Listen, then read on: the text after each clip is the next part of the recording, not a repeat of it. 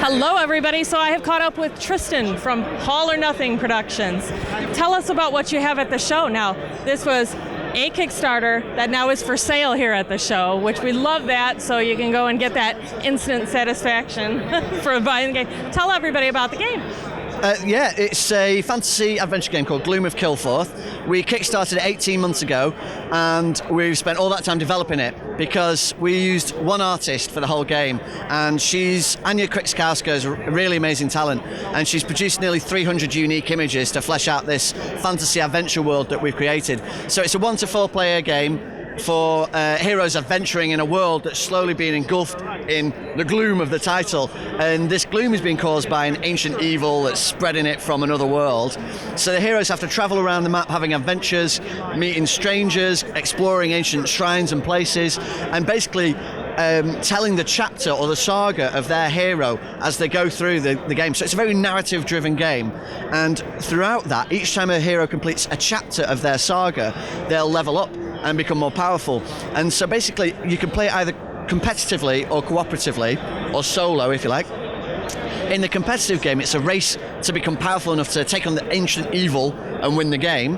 And in the cooperative game, there's an evil ancient for every single player, and you have to work out, using your resources, using your actions, you have to work out between you how you're going to take them on and how you're going to win the game, basically. But throughout whatever mode you play in, there is this gloom spreading across the land. So the game is represented by these map cards, and every day after the heroes have finished all their actions, the game will get a turn. It'll be night time, and one of these locations will fall into gloom, and that gloom will spread across the map until the whole world is engulfed and everybody loses, no matter which mode you're playing in.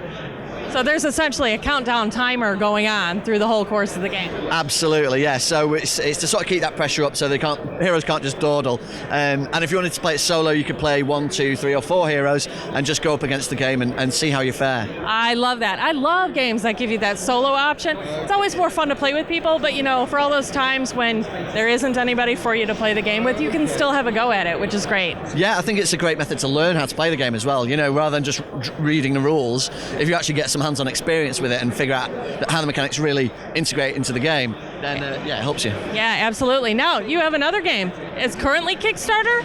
That's right. So this is a 1 to 2 player card game called 1066 Tears to Many Mothers, and we kickstarted it yesterday. So it's very fresh, and we're just over 60% funded, so we need all the exposure we can get to try and help us along there. And it's a very different game from Gloom of Kilforth because it's steeped in history. It's about the Battle of Hastings. So the players recreate the Battle of Hastings in a fast-paced card game where every single character's name is drawn from the Doomsday Book. So it's a real person or event that occurred at the Battle of Hastings. So it's sort of like a subliminal way of teaching people a little bit about history. Oh, sneaky! Way to work in the history stuff there. That's right. So instead of memorising Pokemon or Yu-Gi-Oh stats, they might actually come away knowing a little bit about the battle and and hopefully having a great time. And it's the same artist again, so it's going to be a really gorgeous looking, sumptuous thematic sort of game. Awesome. So how can folks find you guys? Please go to Kickstarter and look for 1066 Tears to Many Mothers, and we need all the help we can get with that one. For Gloom of Kilforth, if you have a look online, it's going to be coming to retail in the UK through Estevium, so it should be available on Amazon and similar sort of online outlets. Very nice. And now, do you have a website? alornothingproductions.co.uk. And then where are you guys located here at the show? Stand D14. There you go. D14, make sure you come out and say hello to the guys.